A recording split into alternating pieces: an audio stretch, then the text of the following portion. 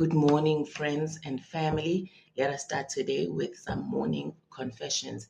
Job 38, verse 12 says, Have you commanded thy morning since thy days began and caused the dawn to know its place?